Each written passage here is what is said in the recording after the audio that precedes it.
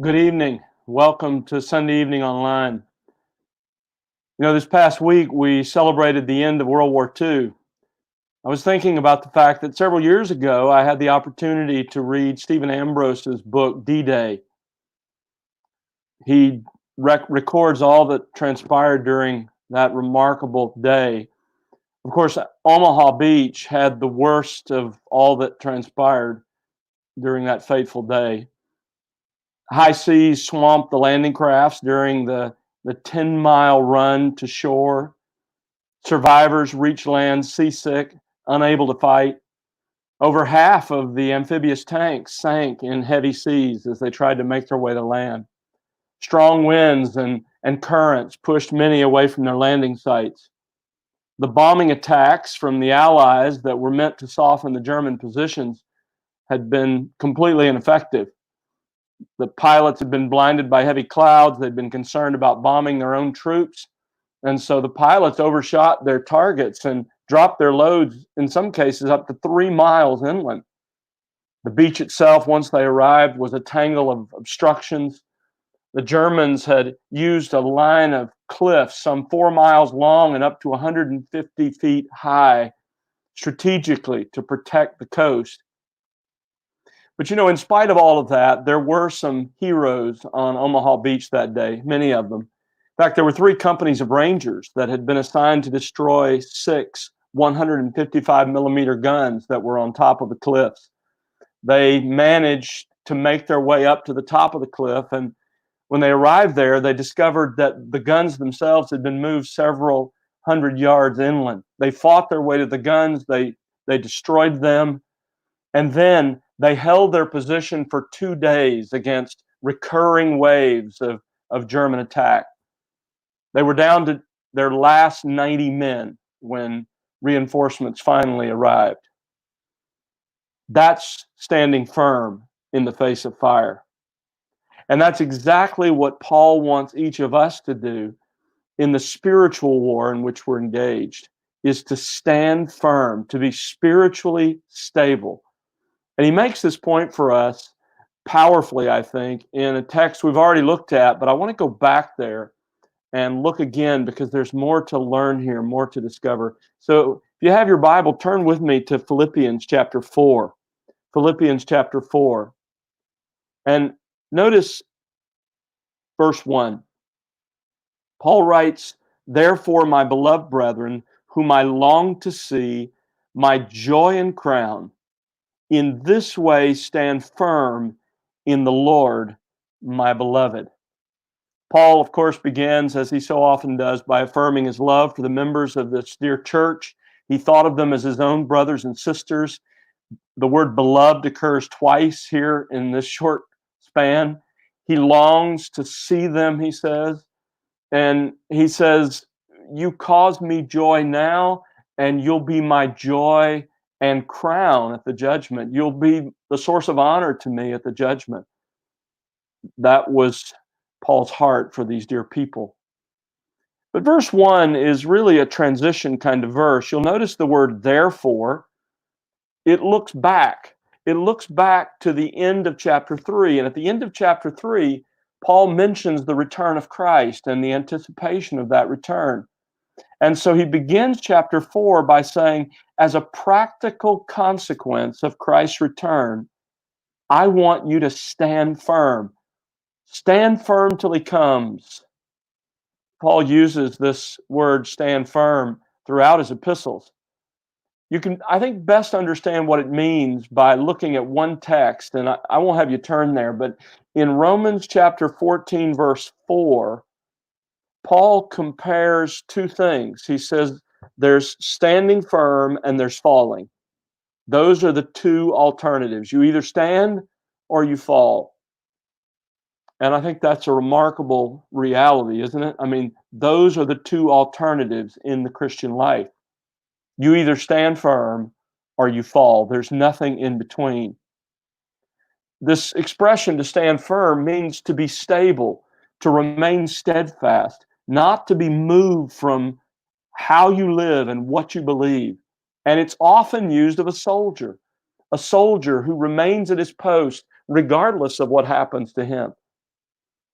That kind of spiritual stability is the goal of every Christian. It's the goal the Lord has for you and for me as well. A lack of spiritual stability is what characterizes the spiritually immature. You remember in Ephesians 4, Paul says the spiritually immature are driven here and there. They're like children who are not discerning. And every little wind of doctrine that comes along blows them here and blows them there, and they're swept along, carried along, and there's no stability. Their lives are more like a small little boat bobbing on the surface of the ocean. Paul says instead, I want you believers to stand firm. That's Paul's desire for each of us, that we can become spiritually stable. But how do we do that? Well, there's a word in verse 1 that explains. It's translated here in our text in this way. It means in this matter, in this manner. We could translate it like this: stand firm in this manner, stand firm in this way. And then there are a series of imperatives that begin in verse 2 and run down through verse 9 that outline the path to spiritual stability. In fact, in these verses, as I noted for you the last time we looked at this text, we discover 6 specific steps to spiritual stability. I want us to look just for a few moments at the very first one, and it might surprise you. It's this: resolve to live in harmony with other Christians. Resolve to live in harmony with other Christians. That's the message of verses 2 and 3, and it's the first issue that Paul addresses. Look at verses 2 and 3. I urge Euodia and I urge Syntyche to live in harmony in the Lord. Indeed, true companion, I ask you also to help these women who have shared my struggle in the cause of the gospel, together with Clement also and the rest of my fellow workers, whose names are in the book of life. Now, first of all, it's important for you to understand what this doesn't mean. Paul is not saying that we should, to enjoy unity, somehow compromise some fundamental doctrine of the Christian faith, or we should overlook a pattern of unrepentant sin in the life of a fellow believer. There are lots of other passages that deal with this. As far as fundamental doctrines, you have Paul himself, right, in Galatians 2, who confronted Peter publicly to his face when the gospel was at stake. So he's not urging a sort of surface unity here that ignores important doctrine. Nor is he saying that you should overlook unrepentant sin. You have Matthew 18. You also have Paul's own public confrontation of the man who was sinning in 1 Corinthians 5, and his saying that you shouldn't even associate with a professed believer who's living in an open, unrepentant pattern of sin later in that same chapter. So that's not what's being described here. That's not the kind of unity or one-mindedness Paul's describing. What is he talking about? Well, understand that when you talk about unity, spiritual immaturity is always the enemy of Christian unity. Wherever there's immaturity, there's going to be disunity.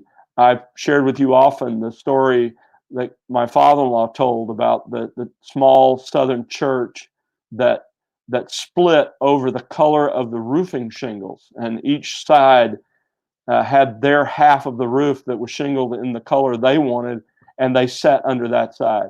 That's just rampant spiritual immaturity. But that wasn't what was going on in Philippi. In fact, these 2 women were not peripheral people with a reputation for bad tempers and wagging tongues and spiritual immaturity. I mean, look at how this passage describes them. They were obviously members of the church, but Paul says they were also genuine believers. He says their names are written in the book of life. They were active in ministry. He says they have shared my struggle in the cause of the gospel. They had shown the ability to work and serve with others. He said they'd worked together with Clement also and the rest of the fellow workers. So these women were mature, godly women, but They had come to disagree over an issue that didn't involve fundamental doctrine or sin. It's important to acknowledge that this is going to happen. This will happen. I mean, after all, it even happened between Paul and Barnabas in Acts 15. It's described. Disagreements happen. But what's important is how we choose to respond to those disagreements. And our response has to begin with an understanding of the biblical priority of unity. God hates divisions, and he hates those who cause them. If you doubt that, read throughout the scriptures, but read Proverbs 6, verses 16 to 19, where the writer of Proverbs assembles these statements that say God hates those who cause discord between brothers. He hates disunity.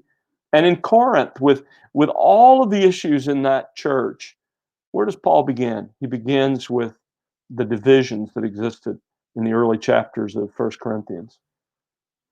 When there are disagreements, we have to determine that we're not going to allow that disagreement to become a point of division, that we're going to work through it.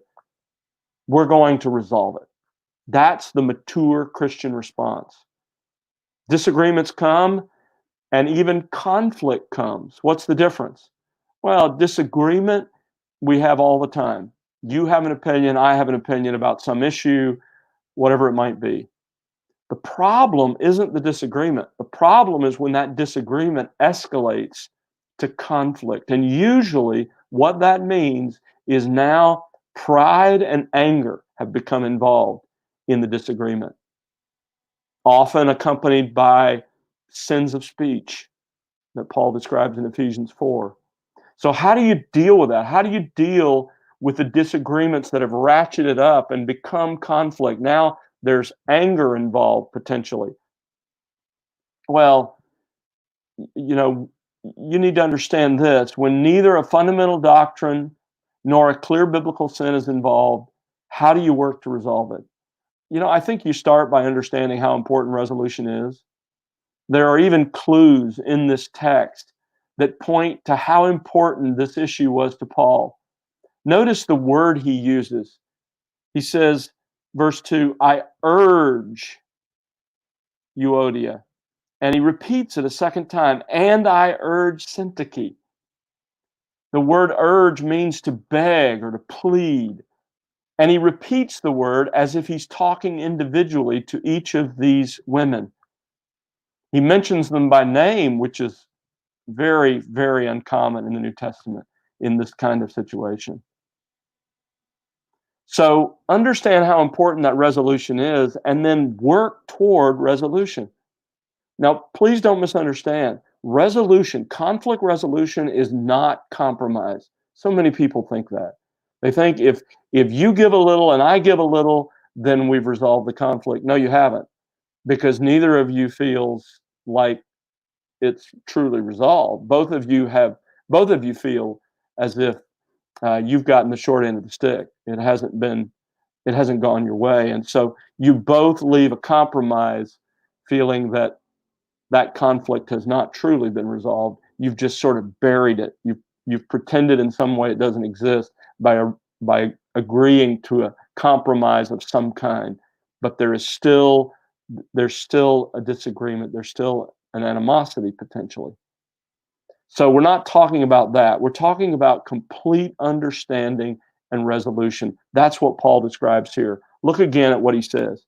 He says, I urge Euodia and I urge Syntyche to live in harmony in the Lord. Literally, I urge them to be of the same mind, to have the same mind. That's conflict resolution. When two people who are in disagreement, in significant disagreement, perhaps involving pride and anger and estrangement, which it appears to be in this case, when they come to be of one mind. That's the goal in conflict resolution. So how do you get there? And I want to take just a moment and share with you just some very practical steps. Let me tell you where these come from. About a year into Sheila and my marriage, we had the privilege of enjoying marriage discipleship by an older godly couple named Fred and Mary Barshaw at Grace Community Church. They were just a delight and became dear friends. We had the privilege of using their material and helping other couples.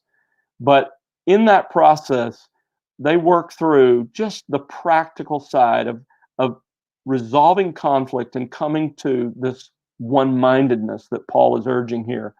These are not inspired, but they do give you a context, a path to resolve conflict, whether it's with your spouse or whether it's in your family or whether it's outside of your family, a friend, coworker, whatever it might be. Okay, so let me just walk through these steps to resolution. Number one, stop the escalation. Stop the escalation. By the way, I use this in premarital counseling because this is so crucial, such an important set of skills to have if you're going to resolve conflict. Conflict is inevitable because you have two fallen people interacting, whether it's in marriage or in any other context. So conflict will happen. How are you going to respond? So the first step is to stop the escalation. You see, what's happening in conflict is a simple disagreement about something has begun to escalate. And as I said, pride has been added, perhaps anger, perhaps verbal retaliation, and maybe more, maybe blowing up, clamming up, expressions of anger, maybe um, other sorts of alienation, other sorts of responses to this disagreement. Somebody, one person, has to stop the escalation. All it takes is one. And it might be, for example, in a marriage, it might be one spouse this week and the other spouse at some point in the future. So it can change depending on the issue, depending on the circumstance. But somebody in the relationship has to say, wait a minute, my relationship with this person is more important than this issue over which we now are having conflict. And they have to stop the escalation. How does that happen? Proverbs 15:1. A gentle answer turns away wrath, but a harsh word stirs up anger. So somebody has to begin to step it down, tone it down. Maybe it's as simple as saying this. Let's put it in the context of a marriage. Sweetheart, we love each other. We're having a pretty significant disagreement, but we love each other too much to let this divide us. Let's take a minute and calm down. And then, number two, let's agree to sit down and discuss the issue. So take a moment, compose yourself if you need to. If you can't do it right then, but agree to make an appointment. The help of that is it's not on the spur of the moment. Often conflicts occur just sort of randomly in life. You're doing something and it occurs unexpectedly, and suddenly your relationship is divided by a conflict. And so agree that you're going to actually sit down together and discuss this issue. Thirdly, seek to understand the other person's perspective. This is so crucial because what do we usually want to do when there's conflict, when there's disagreement? We want to make sure the other person understands us. We want to make sure we get our point across. But if we're really going to resolve conflict, if we're going to really love that other person, then it starts not with communicating, but with communicating our thoughts, but the kind of communication that listens to the other person's perspective. And so you listen. So it starts like this. Okay, we disagreed about this issue. Please help me understand your perspective about this. And so you then listen carefully. You let them explain. You try to really listen to what they're saying, to their meaning, to their heart. Fourthly, reword and repeat what you heard. In other words, once they've explained their perspective, you reword it in your own words and you repeat it to them. Why do you do that? because I can't tell you how many times in Sheila and my marriage we've done that. And I will say, okay, let me see if I understand what you're saying. You're saying this, to which Sheila will say, no, that's not what I'm saying at all. And then she will clarify. So I've misunderstood what she's communicating. And so this is the hard part of communication, but you listen, you repeat and say, here's what I think you're saying, and you give that person a chance to say, yes, that's exactly what I'm saying, or no, that's not exactly what I'm saying, or no, that's not it at all. Here again is what I'm really saying. And you keep that going until the other person says, yes, that is what I mean. Number 5, you both do that, by the way, obviously. Both of the people that are in the point of conflict. Number 5, you come to one mind about a workable solution. So now you're working on a solution together. Now you understand each other. You understand each other's perspective. You understand what the concerns are, why it's an issue. And now you're trying to work together to resolve it. You're both working together. That's the point. And you're trying to come to a position where after you're done, you both say, I really like where this landed. I really like the decision we've made and the course we've set. So that's the goal, one-mindedness. Back to the word Paul uses. He says, I urge them to be of one mind. Number 6, seek forgiveness from each other when you've sinned. This can happen at any point in this process. Perhaps it should happen earlier before you sit down to discuss, or at the beginning of your sitting down to discuss the issue. But regardless, it needs to happen. You seek forgiveness from each other if you have sinned in this process. And usually, if there's disagreement that's ratcheted up, there's sin. How do you ask forgiveness? Let me just say this, because so many people are so bad at asking forgiveness. You start just like you do with God by identifying the sin.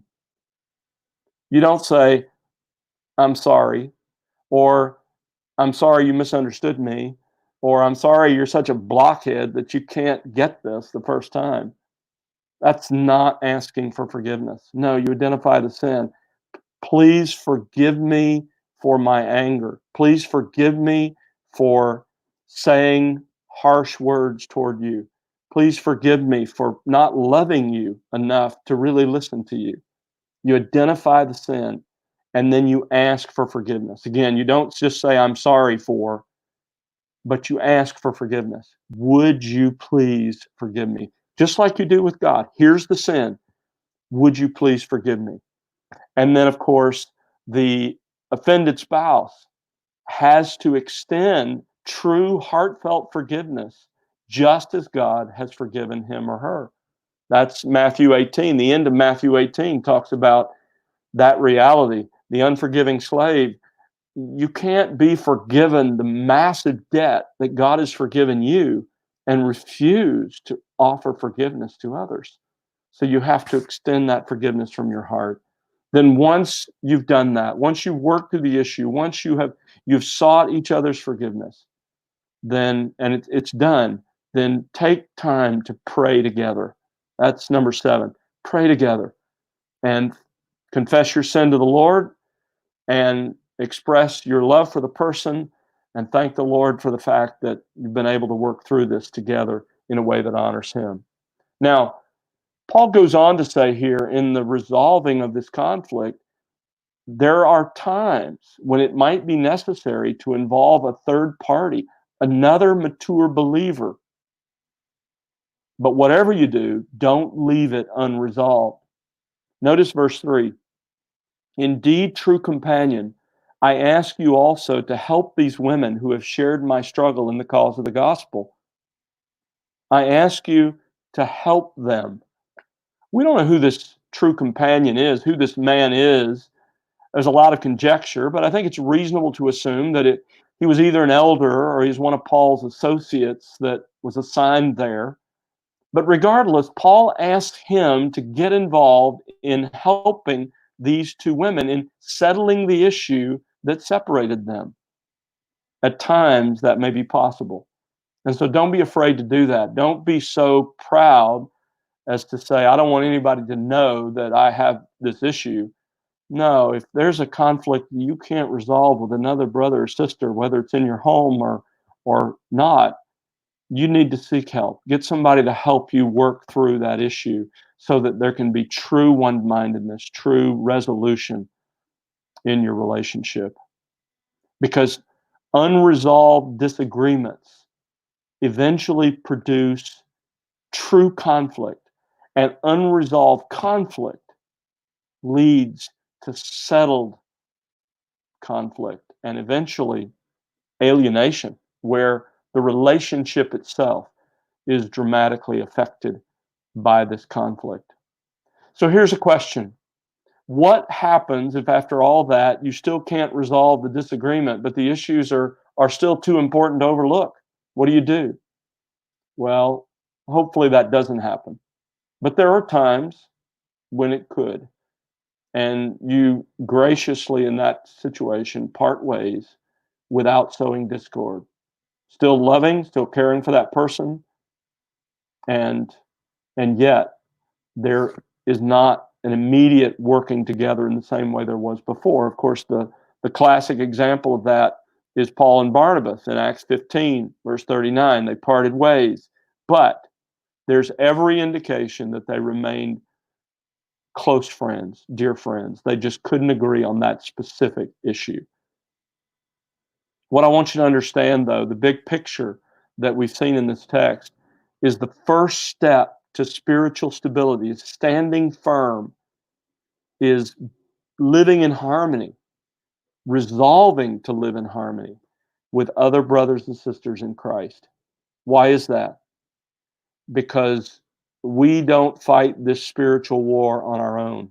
There are no lone soldiers on Christ's battlefield. We are brothers together. We are a band of brothers, and we need each other. And so if we're going to stand firm, it starts by making sure that there are no unresolved conflicts between us, but that we enjoy what Paul calls here, and I love it, being of one mind with those around us. May God give us the grace to do so that we can truly stand firm rather than fall. Have a great week.